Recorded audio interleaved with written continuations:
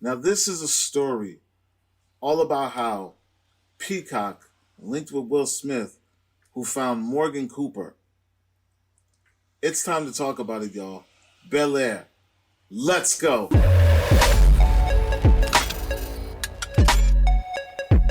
What's going on, everyone? Welcome to Klepcx FM, brought to you by CritiX.com, a place where we talk about movies, television, and pop culture. And if you're into that kind of thing, make sure you hit that subscribe key and that notification bell so we can be up to speed about everything that I talk about here. Now, ladies and gentlemen, it's been a while. I know I have been neglecting you all, and I apologize sincerely, but I promise you I've been up to some good things.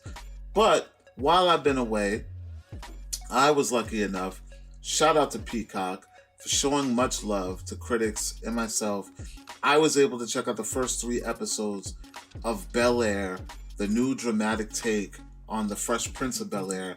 That is coming to Peacock on February 13th. That's right, Super Bowl Sunday. Before you watch the big game, you guys can watch the premiere. The first 3 episodes, by the way, you can watch right on Peacock. Because it will be available, and then after that it will be airing week to week every Thursday. So without further ado, guys, before I get into what I thought about Bel-Air in Klep fashion, I'm going to tell you what Bel-Air is. Now, Morgan Cooper is a gentleman, a very talented gentleman who, I forget what year it was probably maybe 2 years, maybe 3 years ago. He did a trailer, a different spin, a dramatic take of the Fresh Prince of Bel-Air, which, you know, took the internet by storm. It blew up. It was a big deal. Everybody was raving about it. It was a big deal. It looked good. It was shot well. I'm not gonna lie. When I saw it, I was like, wow, this could actually work. I mean, if you think about the lyrics to Will Smith's intro song to the original series, it's literally telling you a story, which Will was phenomenal at when he was doing music. His style was always like, you know, parents just understand. It's literally like a story, the way that he would like break down his rhymes and stuff like that. So when he did the song for the TV series, it literally is a roadmap. It literally breaks down scene for scene everything that happened, which got him there. So going to Morgan Cooper's short film trailer, it literally broke down in a more dramatic take, not so, you know, campy and comedic or sitcom-y, but more of a dramatic take of the original story of the Fresh Prince. Word got back to Will. Will loved it. He met with the gentleman, literally brought them to the network, got the thing sold, and now we have Bel-Air, which is a dramatic take of the Fresh Prince of Bel-Air. And I gotta tell you, what did I think about this thing? It has some things I did not like strongly did not like, but it overall is brilliant, and I honestly believe that this is going to become Peacock's flagship show, because Peacock doesn't have a flagship show like, say, Netflix or HBO Max or all these other. But this right here, I really think people are going to gravitate towards this, and I'm going to tell you why. The reason this thing works, the reason it worked for me anyways, the dramatic take of this story works. This thing literally takes everything that we thought was probably comedic and funny and makes you check yourself at the door. Like, a lot of the things that we laughed at in the series, you gotta kind of question yourself, was that stuff really comedic? Was it really funny? Were we supposed to be laughing at that stuff? Because this thing is so serious tone. I'm talking everything down to swears. This thing is dark. In the beginning, without giving too many spoilers, we all know the story where it starts, which is in Philly. It's so Philly. It's so Philly. Anybody that's ever been to Philly, if you're from Philly, yo, hold your hands up high when you watch the show, because you're going to get a gist of where you're from, your backyard. You're going to see a lot of things in the beginning of the series that's just so Philly. There's some cameos in there. There's some music that just really touches home and touches, you know, the essence of Philadelphia. And it takes its time. it brings you, it gives you enough of Philly so that you can appreciate the dramatic take of what's going on in Will's life. This thing,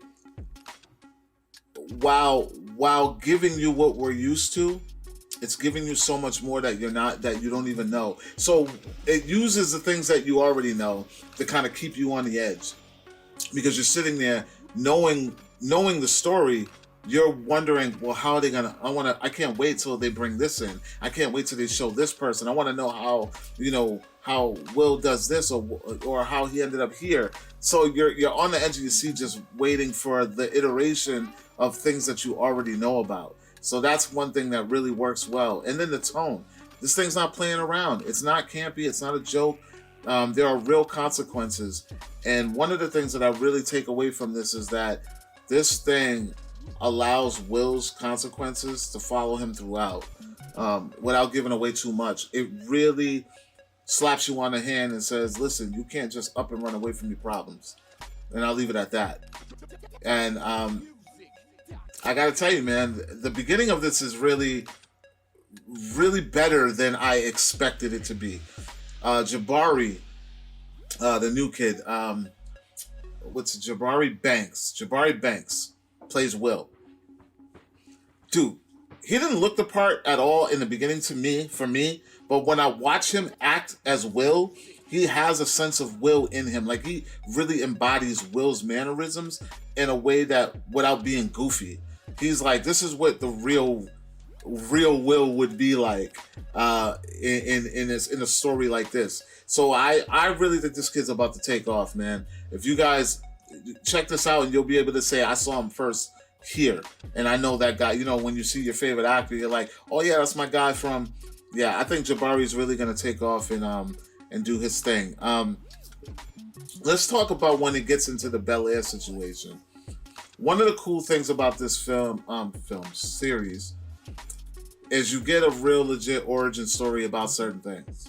And one of the things, without spoiling so much, because I'm trying my hardest not to spoil this for you guys, of course there's certain characters in this thing that you're going to recognize. You see them in the trailers. You don't know who's who really, but if you look at the casting, it's all there laid out for you. One of my favorite parts about this is the dynamic between certain characters. Jeffrey with Uncle Phil. Jeffrey, who is played by, what is this gentleman's name? I've seen him in so many other things. Jimmy Akingbola. He is probably my favorite character in the show, and you don't really get a lot of him in the first 3 episodes, but you get enough of him to understand his place and what he's there. He keeps the family grounded. He keeps Phil grounded, I should say. Which is he's also played by Adrian Holmes. Uncle Phil is played by Adrian Holmes. Their dynamic and their relationship, beautiful. I love that part of it.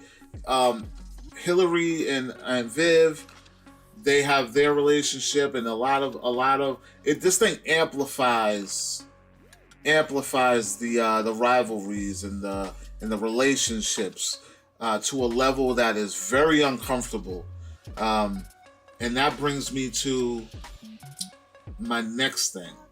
One of the things that I do not like. I'm not a fan of the casting for Carlton. I am, however, a fan of the acting and the dynamic in which Carlton plays in Will's journey. It is not like what we would expect. And like I said, the rivalries are amplified.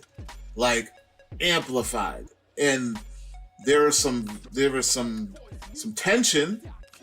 There's some tension that is unavoidable. There are some dynamics that are talked about and touched that are unavoidable.